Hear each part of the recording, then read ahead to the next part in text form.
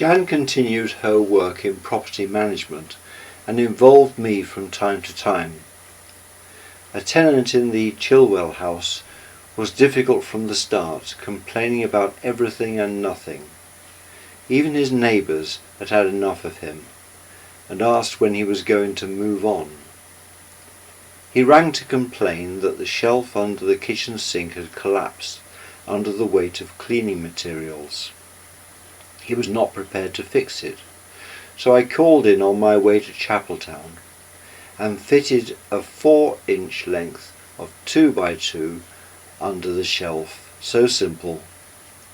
As I was doing this, I heard his young daughter saying to him, "Daddy, I won't climb into the cupboard again." While in Chapeltown, I drove to Rotherham to visit Kathleen and Anthony. It was very stormy, leaves blowing everywhere, and the sound of fireworks all around. Then suddenly, like in a nightmare, a horse came out of the dark, heading straight towards the car. I applied the brakes, and the animal veered off across the road. As I began to sigh with relief, another horse appeared from the left, and crossing in front of the car, followed the first one into a public park. I'm still not quite certain whether or not I dreamt it all. Thieves stole 40 Pamet tiles from the floor of Stockton Church's porch, but they were apprehended when the tradesman who they tried to sell them to, at £7 each, became suspicious and rang the police. We were not able to collect our tiles as they were needed for evidence, so in the meantime Bill Marvin, who had recently moved into Stockton Old Rectory opposite the church, kindly said he would lay some slabs in the porch as a temporary measure. Bishop David, the new Bishop of Thetford, came to Geldeston to consecrate the new graveyard extension. We set the time for this at 6 p.m, and it was getting quite dark as we walked over the ground. The final prayers were said by torchlight. 4 days later, Shirley Warner was the first person to be buried there. Shirley, who had fought against leukemia for 8 years. At the Geldeston carol service, Jan, in the choir, noticed that Johnny Crowfoot's surplice had brushed a candle and caught fire. Her prompt action to put out this with her music folder probably saved him from getting nastily burnt. All of me, why not take all of me? Can't you see I'm no good without you? Take my lips, I wanna lose them. Take my arms, I'll never use them. Your goodbye left me with eyes that cry. How can I go on, dear, without you? You took the part that once was my heart, so why not take all of me?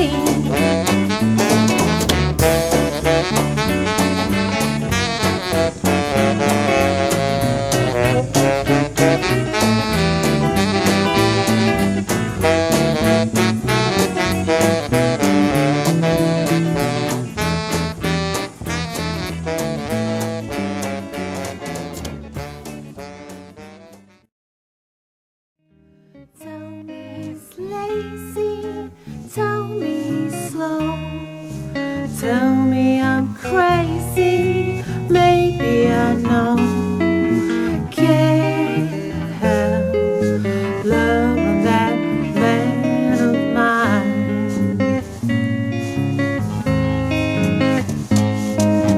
When he goes away, that's a rainy day. And when he comes back, the day is fine. There's someone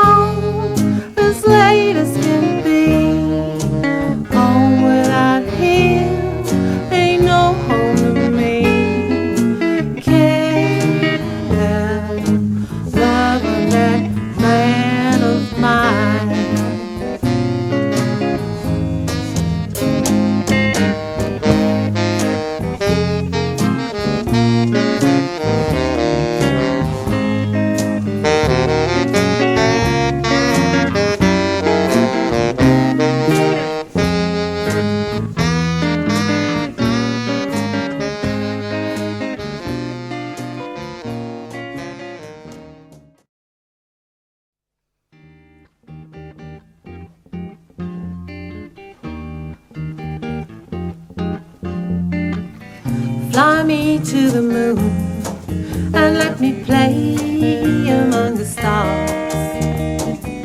Let me see what spring is like on Jupiter and Mars.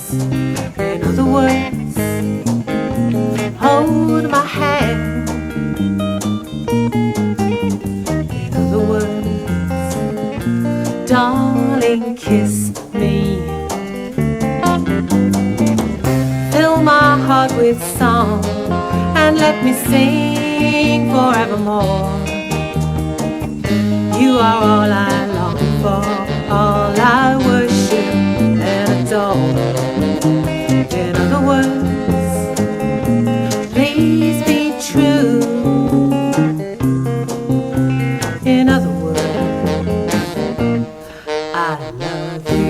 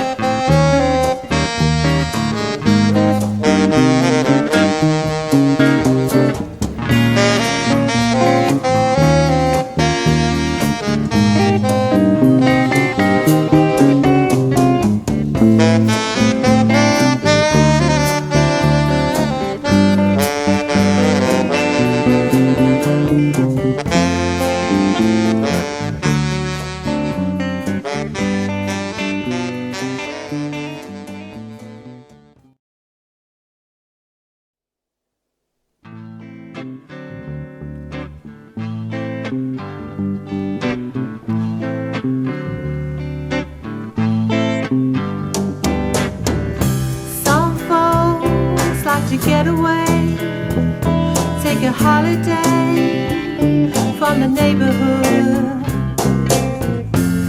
hop a flight to Miami Beach out of Hollywood. But I'm taking a Greyhound on the Hudson River line. I'm in a New York state of mind. I've seen all the movie stars in the fancy fancy cars and a limousine. Been high in the Rockies under the evergreens, but I know what I'm needing, and I don't want to waste more time.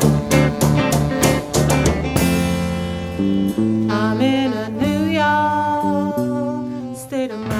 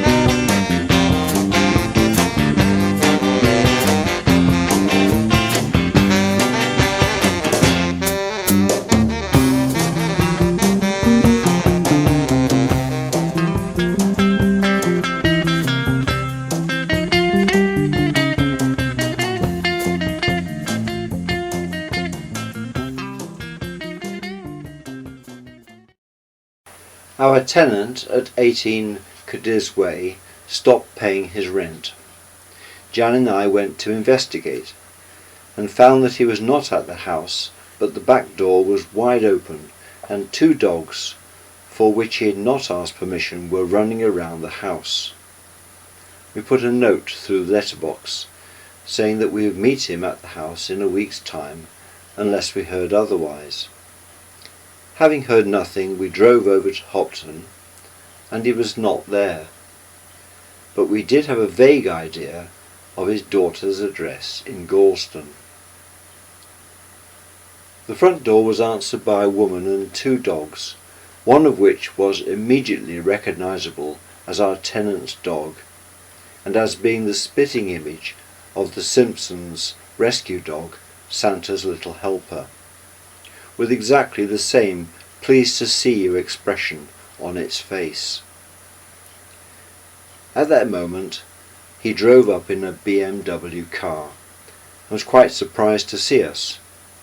He promised to bring the rent owing the following Tuesday, but surprisingly he did not keep his promise.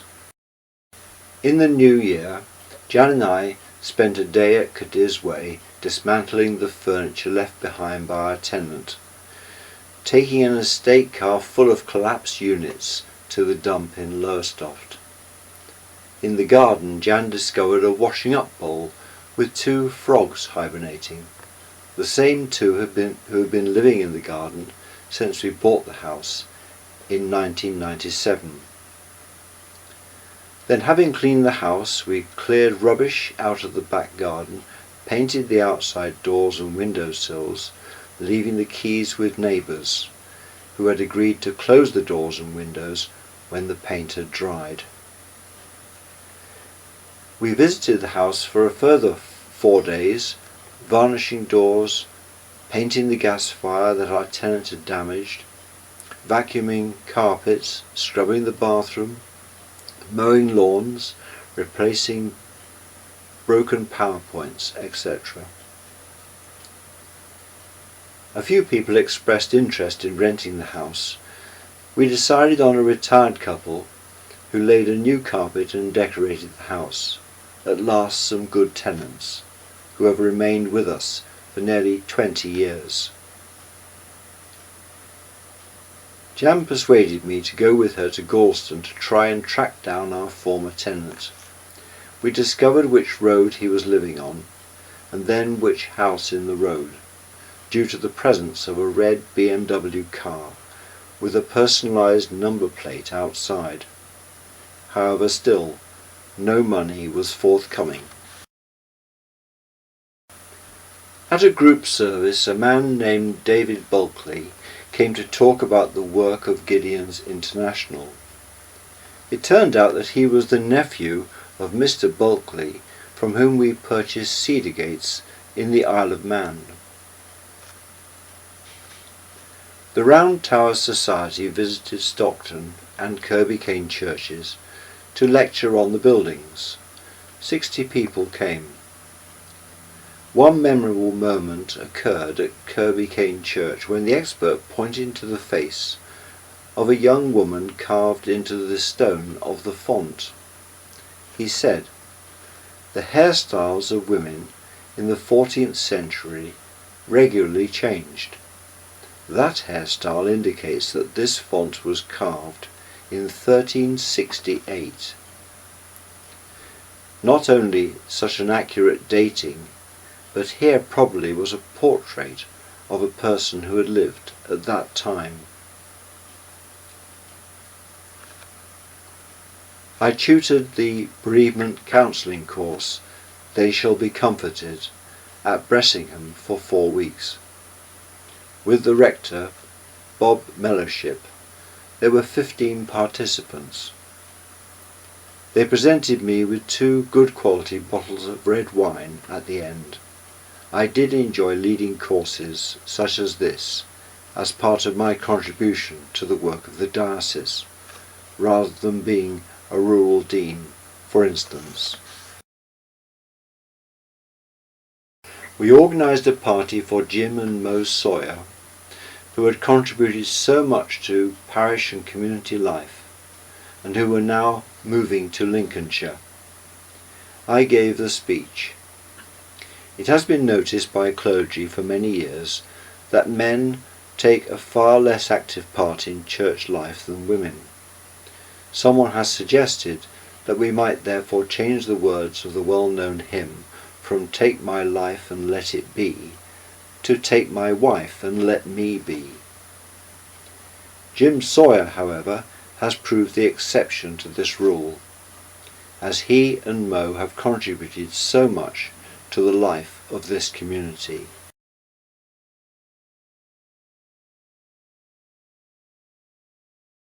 Ann Barber organised special events for the children and their parents. The first of these was a teddy bear parachute from the tower of Gelston Church. It was a lovely day, and the 60 or so people who came picnicked around the foot of the tower as their bears descended.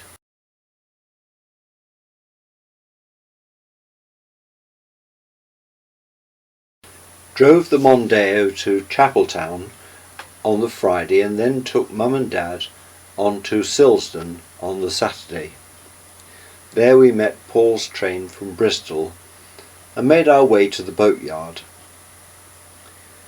At 3:30 one night I was woken up by the sound of what I thought might be swans arguing, and went back to sleep. Then Dad appeared to say that Caroline had broken her finger in a door hinge during some horseplay. I went over immediately to find a very drunk Caroline telling everyone, "Don't worry, we can call for an ambulance in the morning." The top of her finger was black, bone was exposed, and part seems to be hanging off. So from an OS map, I gave our position to the man at ambulance control, and then Andrew and I made our way to Bridge 120 to meet the ambulance. With the paramedic, we made our way back to the boats. After performing some first aid, Elizabeth went with Caroline and the paramedic to Burnley Hospital.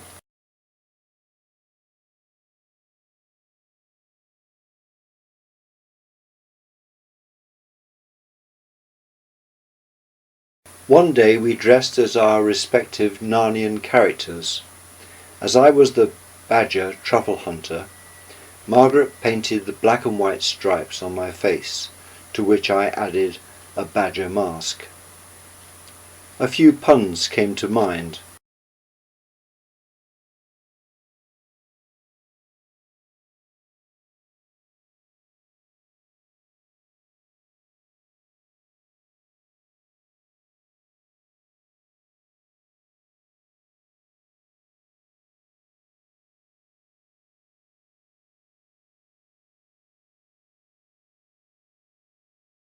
On the eve of All Saints' Day, Bishop David of Thetford visited Gelderston Church to confirm 9 candidates who had been attending discussion groups at the rectory since Easter.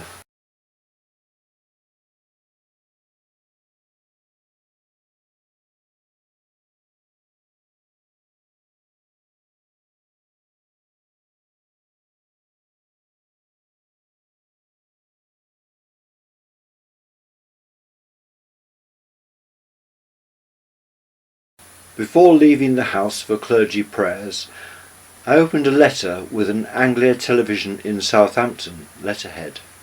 It began, "Dear Mr. Whiteman, in the autumn we are presenting a series of 3 programmes entitled Eastern Angles, featuring the church building, minister and congregation of 3 of Norfolk's oldest churches. Apparently, with the permission of the Bishop of Norwich, a production team was planning to follow me over a fortnight with the aim of making an hour-long TV programme about Stockton Church for a series entitled Eastern Angles. My heart immediately sank at the thought. It would involve putting on a show, renting a congregation and appearing on television. This letter arrived on April the 1st and I wasn't sure for a few hours whether or not it was an April Fool joke. Later on, Jan admitted that she had been the culprit, having found the letter heading in a drawer at school.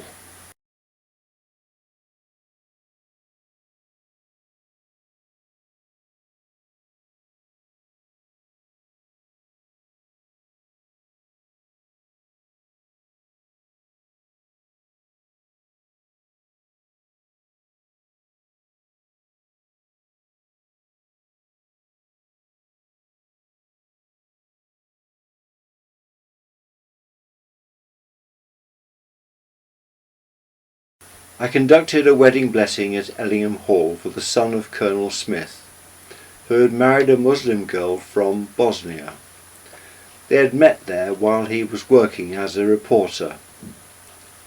A few years later, he brought Julian Assange to Ellingham Hall as a refuge after he had released sensitive documents onto the internet. From there he moved into the Ecuadorian embassy for sanctuary so as to avoid deportation to the USA. On Remembrance Sunday, Bishop David visited the benefice to meet the church wardens and to talk with me. In the services, the names of the fallen were read out by representatives from each of the parishes. After the bishop had met with the church wardens over coffee at Kirby Kane Memorial Hall, Jan and I went with him to Ellingham Hall to have lunch with Colonel Smith, whose first question was, "Who was that long, thin individual leading the choir? Is he queer?" Oh dear. Like Harry Enfield and Paul Whitehouse, I had already come across other army officers asking the same question. It was common to hear from the owners of manorial halls that they would not give money to the parish share and thereby provide stipends for queer bishops. Oh dear.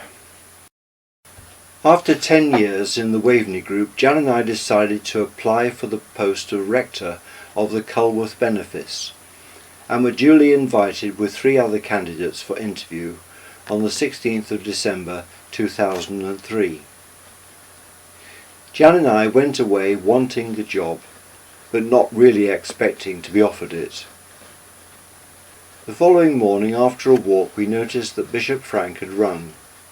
I returned the call, heart in mouth, and he offered me the post of rector in the Culworth benefice. Jan and I were delighted. In a follow-up letter confirming this, Bishop Frank wrote, "It gives me great pleasure to write to you for the patrons of the Culworth benefice to offer you the opportunity to become rector. You are one of a field of high calibre candidates, and the patrons are delighted to offer you this appointment following careful discussion with the parish representatives after the interviews." Next I went on a tour of the Waveney group of parishes and the church wardens to tell them in confidence the news. The move could only become public knowledge when the Criminal Records Bureau check had been completed and a Sunday to make the announcement had been fixed. Neville Pilling, my colleague and friend at the Isle of Man College of Further Education, was diagnosed with colon cancer a few months earlier and underwent what was thought to be a successful operation. Dorothy, his wife, rang to tell us that he had died following the discovery of liver cancer, and to tell us that his funeral was taking place the following day. Francis and Philip Mitchell called Jan and I to go round to their new home in Beccles, where, while building an extension, bones were discovered in the ground. The police had been called, but soon decided that there was nothing sinister to worry about, as this had been the site of a very old graveyard. So I conducted a short service of reinterment into the foundations of their extension. We visited Culworth Rectory to find that the house was full of damp, water on the kitchen floor, and damp patches on many walls. The Archdeacon and diocesan surveyor agreed to new flooring and carpets and new units in the kitchen.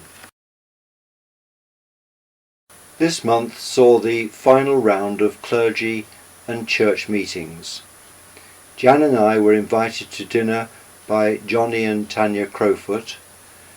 We gave our wooden octagonal pond to Ellingham School for their new nature garden, and I received presentations from both schools at my final assemblies, cards, book tokens, and a cherry blossom tree for our new garden.